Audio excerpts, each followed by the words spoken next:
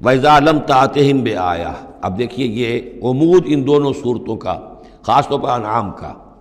آیت لاؤ، نشانی لاؤ، معجزہ دکھاؤ، نبوت منوانا چاہتے ہو، رسالت منوانا چاہتے ہو تو دکھاؤ معجزہ، حصی معجزہ جیسے موسیٰ کو ملے، جیسے عیسیٰ کو ملے، وغیرہ وغیرہ۔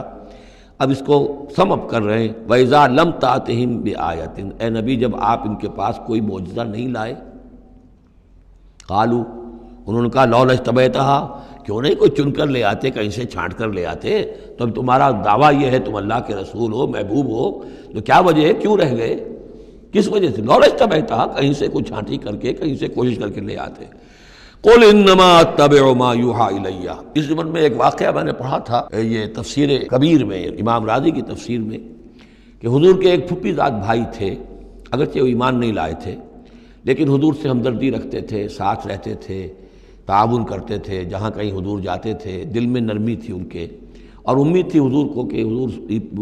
ایمان لے آئیں گے۔ لیکن جب آخری معاملہ یہ ہوا کہ جو سرداران قریش تھے، انہوں نے گویا کہ ان کے اپنے زوم میں انہوں نے حجت قائم کر دی، اے نبی یہ معجزہ دکھا دو، اے محمد چلو مان لیں گے، چلو یہ نہیں دکھا سکتے یہ دکھا دو، یہ نہیں دکھا سکتے یہ دکھا دو، وہ سب سورہ بنی اسرائیل میں آئے گا۔ تو جب یہ ساری باتیں حضور نے کرنی میرے اختیار میں نہیں ہے، یہ تو اللہ تعالیٰ کا فیصلہ ہے، اللہ جب چاہے گا دکھائے گا، میرے اختیار میں نہیں ہے۔ تو پھر وہاں سے حضور جب اٹھے، سب وہاں تو شور مچ گیا، پھر ظاہر بات ہے کہ وہ تو تالی پٹ گئی ہوگی کہ بس رہ گئے ان کی، اب تو یہ تو ہمارے جو عوام ہیں انہوں نے کہا ہوگا کہ ہمارے سردار تو جیت گئے، اس لیے کہ یہ تو ناکام رہ گئے،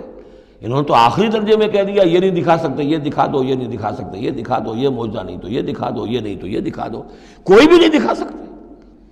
تو اس کے بعد جب حضور کے ساتھ وہاں سے حضور دل گرفتہ ہو کر اٹھے اور آئے، تو ساتھ وہ پھوپھی زاد بھائی بھی تھا،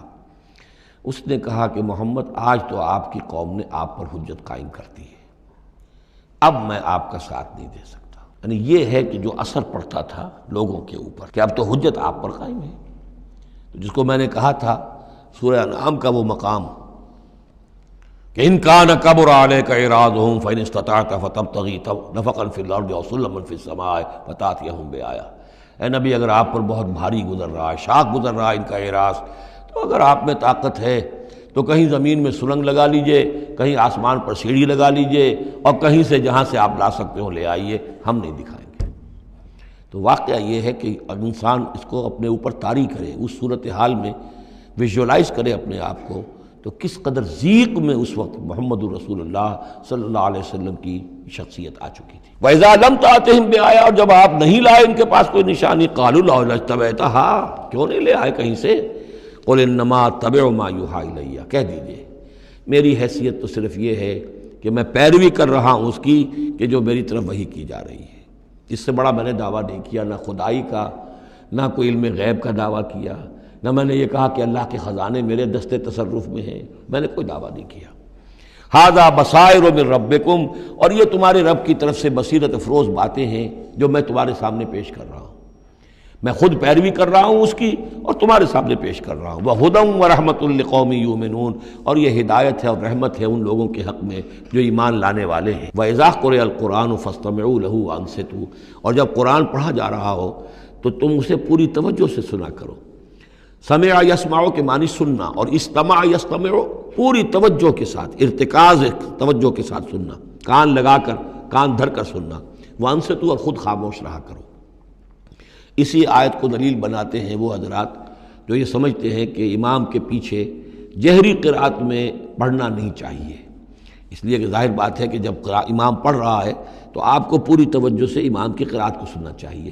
خود پڑھنے کی طرف توجہ کریں گے تو پھر اس کے سننے کی طرف توجہ جو ہے وہ نہیں رہے گی۔ اور یہاں خاص حکم بھی ہے انصتوا، خود خاموش رہو، لعلکم ترحمون، تاکہ تم پر رحم کیا جائے۔